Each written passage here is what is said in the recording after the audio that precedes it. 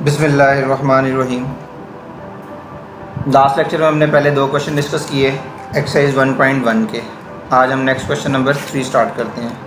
Question number 3 paper point of view से बड़ा important question है। इसके 3 पार्ट हैं और तीनों ही किसी न किसी साल पेपर में आपको मिलेंगे, ठीक है। और अक्सर पास पेपर में अगर देखें, हर साल का पेपर में कोई ना कोई एक क्वेश्चन किसी न किसी बोर्ड में लाजमी आया हुआ है। तो स्टार्ट करते हैं। स्टेटमेंट है जी, express the following.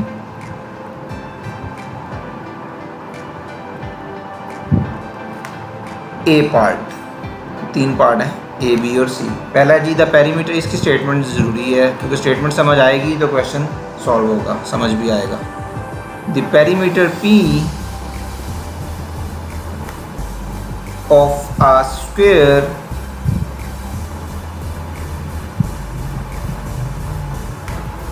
as a function of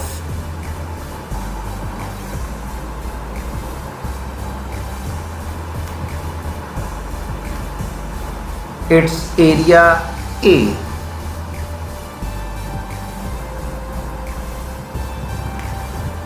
इसका हम स्टार्ट करते हैं इधर सॉल्यूशन। तो इसमें सबसे पहले आपने देखना है शेप कौन सी यूज़ हो रही है, ठीक है। तो the perimeter P square use हो रहा है, तो एक स्ट्रेट ड्रॉ कर लेते हैं। स्क्वायर हमें पता है जिसकी चारों साइड्स क्या होती हैं, बराबर होती हैं। आपने एज्यूम करना है ये वाला स्क्वायर ही है, कोशिश कर रहा हूँ सही बने, ठीक है। इसकी सारी की साइड्स क्या होती हैं, इक्वल होती हैं। तो ये साइड इसको एक्सपोज कर लेते हैं। तो ये वाली साइड भी एक्स होगी, ये वाली साइड भी एक्स होगी और ये वाली साइड भी एक्स होगी। तो इसी को स्टेटमेंट में लिख देते हैं, let X be the each side of the square, ठीक है। जो ड्रॉ किया उसी को हमने लिख लिया कि एक्स हमारी स्क्वायर की साइड्स हैं। अब देखते हैं पेरीमीटर क्या होता है। पेरीमीटर एक्चुअली होता है टोटल जो वॉकिंग डिस्टेंस है ना शेप का। मतलब सपोज इस पॉइंट से स्टार्ट करते हैं, ये घूम के उसी पॉइंट पे आ जाएंगे। मतलब स्टार्ट चलते रहे घूम के उसी पॉइंट पे आ जाएं, तो जो टोटल डिस्टेंस ट्रेवल होगा उसे हम कहते हैं पेरीमीटर। तो perimeter actually total walking distance है। तो पेरीमीटर को पी से डिनोट किया हुआ है। तो पेरीमीटर क्या आएगा, सबका सम कर लेंगे, x plus x is 4x, ठीक है जी। अब नेक्स्ट और यूज़ किया हुआ फंक्शन इट्स एरिया। अब इस स्क्वायर का एरिया भी हमें पता जो एरिया को ए से डिनोट किया हुआ है। तो एरिया के लिए हम एरिया कैसे फाइंड करते हैं, लेंथ मल्टीप्लाई बाय विड्थ। तो ये क्या हो जाएगा, एक्स स्क्वायर। ये इक्वेशन 1 है और ये इक्वेशन 2 है। तो पहले क्या किया, सबसे पहले आपने शेप डिसाइड करनी है। शेप डिसाइड करने ड्रॉ कर लिया, जो भी है ड्रॉ कर लिया, लिख दिया उसको। फिर जो पेरीमीटर या एरिया जो भी उसने कोई फंक्शन बनाने को कहा हुआ है वो वाला उसको फॉर्मूला ये आपको याद होना चाहिए, क्योंकि एरिया का फॉर्मूला भी आपको याद होता है, स्क्वायर का क्या होता है और पेरीमीटर टोटल वॉकिंग डिस्टेंस है। अब देखते हैं the perimeter P of a square as a function of area. Perimeter को एरिया में लिखना है, लेकिन इस वक्त देखें पेरीमीटर जो है इन टर्म्स ऑफ एक्स हमारे पास साइड है, perimeter in terms of side है। हमें perimeter in terms of area find करना है। तो एरिया के लिए क्या करना पड़ेगा, हम इस यहाँ से एक्स की वैल्यू निकाल के इधर पुट कर देते हैं बस। तो ये सेकंड वाली इक्वेशन से क्या बनेगा, 2 इम्प्लाइज, चाहे 2 का नाम ना दें इसको, मैं इसको रिमूव कर देता हूँ यहाँ से क्योंकि इसकी हमें ज़रूरत नहीं है 2 वाले की। फर्स्ट पर ही यूज़ कर लिया, वो काफ़ी है। दिस इम्प्लाइज दैट यहाँ से x की वैल्यू क्या आ जाएगी, x is equal to square root A. अब जब स्क्वायर रूट लेते हैं तो प्लस माइनस यूज़ करते हैं। ये चूँकि लेंथ है इसलिए हम माइनस नहीं यूज़ करेंगे, जस्ट प्लस ही यूज़ करेंगे। अब इसको 1 में पुट कर दें, put in 1, put in equation 1। जब 1 में पुट करेंगे तो ये क्या बन जाएगा, पेरीमीटर इज़ 4 टाइम्स x की वैल्यू हो गई स्क्वायर रूट ए। ये एक्सप्रेशन आ गया आपके पास जिसमें पेरीमीटर क्या है इन टर्म्स ऑफ एरिया। देखें perimeter in terms of area, A for area.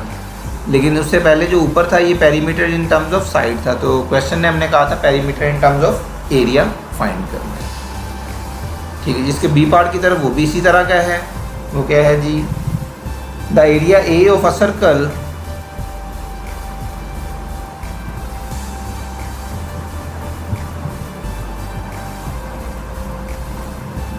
As a function of its circumference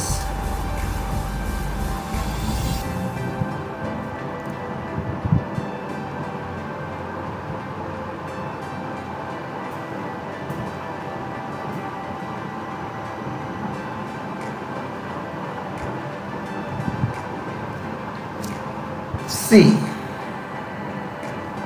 solution. अब उसी तरह सबसे पहले क्या करना है, शेप कौन सी है, ये सर्कल दिया गया तो सर्कल ड्रॉ कर लें। ये हमारा बन गया सर्कल, अज्यूम करना है ये सर्कल ही है, ठीक है।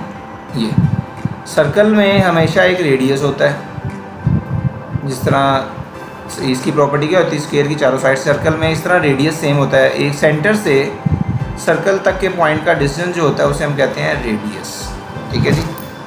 तो लेट, इधर स्टेटमेंट क्या लिखेंगे, लेट आर बी द, या एक्स, अच्छा इस रेडियस को आप एक्स भी कह सकते हैं, हम चूँकि वो एक्स यूज़ कर रहे हैं तो इसको भी एक्स ही करेंगे, इसको मैं एक्स कर देता हूँ। आर भी कर सकते हैं, कोई इशू नहीं। अगर आप कहते हैं आर तो मैं आर कर देता हूँ, चले आर जो है था वही रहने देते हैं, आर ही कर देते हैं। एक्स लिख लें, वाई लिख लें, कुछ भी लिख लें, नोटेशन ही है। Let R be the radius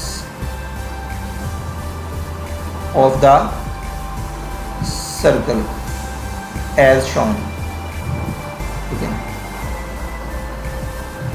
अब इसका, अब दूसरा देखिए एरिया दिया हुआ, एरिया को हमने ए से डिनोट किया हुआ है। देन एरिया क्या होगा, एरिया सर्कल का क्या होता है, अगर रेडियस आर हो तो हमें पता फॉर्मूला ये याद है, पाई आर स्क्वेयर, और ये हमारी इक्वेशन 1 आ गई। सेकेंड वाली में क्या दिया हुआ है, सर्कमफेरेंस, सर्कमफेरेंस को सी से डिनोट किया हुआ है। सर्कमफेरेंस जो पहले वाले क्वेश्चन में पेरीमीटर क्या होता है, टोटल वॉकिंग डिस्टेंस, तो सर्कमफेरेंस एक्चुअली सर्कल के लिए, जो सर्कल का जो बाउंड्री है, जो वॉकिंग डिस्टेंस है सर्कल का, उसे हम सर्कमफेरेंस कहते हैं। तो ये पेरीमीटर भी हो सकता है या सर्कमफेरेंस भी कहा जा सकता है इसको। तो सर्कमफेरेंस जो सर्कल का होता है, ये भी फॉर्मूला आपको याद है, वो क्या होगा, 2 पाई आर, ये होता है इसकी बाउंड्री, बाउंड्री की जितनी लेंथ है वो किससे फॉर्मूले से फाइंड करते हैं, 2 पाई आर से। अब हमने फंक्शन क्या, एरिया को हमने इन टर्म्स ऑफ सर्कमफेरेंस लिखना है, तो एरिया के लिए, एरिया भी इन टर्म्स ऑफ रेडियस है, तो यहाँ से आर की वैल्यू निकाल के 1 में पुट कर देंगे। तो यहाँ से आर की वैल्यू क्या आएगी, तो C/2 pi is equal to R, यह आ गया, इसको 1 में पुट कर दें, पुट इन इक्वेशन 1। जब 1 में पुट करेंगे तो 1 क्या बन जाएगी, एरिया इज इक्वल टू पाई, इसका स्क्वायर करना है क्योंकि आर स्क्वायर है, तो C/2 pi square which is equal to pi C square over 4 pi square. कुछ टर्म्स कैंसिल हो रही हैं जी, 1 पाई आपका ये देखें ये कैंसिल हो रहा है, तो बाकी क्या बच गया, सी स्क्वेयर ओवर 4 पाई, तो एरिया आ गया हमारे पास सी स्क्वेयर ओवर 4 पाई। अब आ गया जी area in terms of circumference, और यही हमें फंक्शन बना के दिखाना था। पहले जो फॉर्मूला एरिया के लिए है वो area in terms of radius था, लेकिन क्वेश्चन कह रहा है जी area in terms of circumference, तो यह हमारा सर्कमफेरेंस भी आ गया। नेक्स्ट सी पार्ट भी इसी तरह का है, वो है जी the volume V of a cube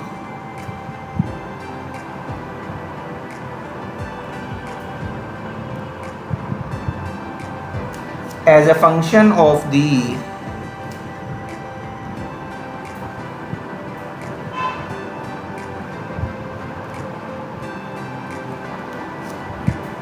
area A of its base।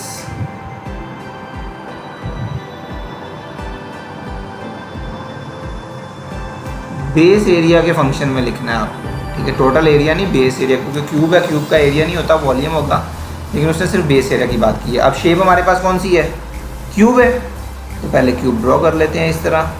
मैं कोशिश करता हूँ सही क्यूब ड्रॉ हो जाए, ये आ गया।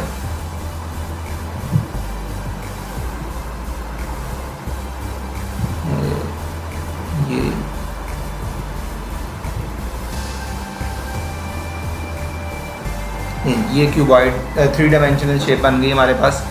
अब क्यूब का भी हमें पता है, जिस तरह स्फीयर होता है ना, स्फीयर की सारी साइड्स बराबर होती है, इसी तरह उसको स्फीयर को अगर 3 डायमेंशन में बॉक्स देखा जाए तो उसकी भी सारी साइड्स क्या होंगी, क्यूब की वो बराबर होंगी। मतलब अगर सपोज ये हाइट x है तो ये भी x होगी और ये भी हमारी क्या होगी, x होगी, सारी साइड x होंगी।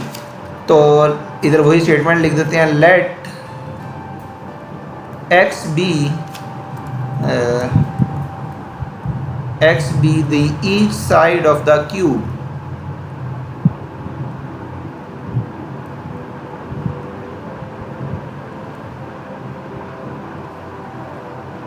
as shown, ठीक है, इन फिगर। उसके बाद हमें वॉल्यूम लिखना है। देन वॉल्यूम क्या होगा, क्यूब का वॉल्यूम का फॉर्मूला होता है length multiply by width multiply by height. तो तीनों एक्स को जब मल्टीप्लाई करेंगे तो ये क्या बन जाएगा, एक्स क्यूब, और इसको हम कह देते हैं इक्वेशन 1। नेक्स्ट क्या दिया हुआ है, फंक्शन ऑफ इट्स बेस। अगर आप इसकी बेस चेक करो तो बेस आपका स्क्वायर शेप नहीं है, तो बेस एरिया को क्या होएगा, area is equal to X multiply by X which is X square.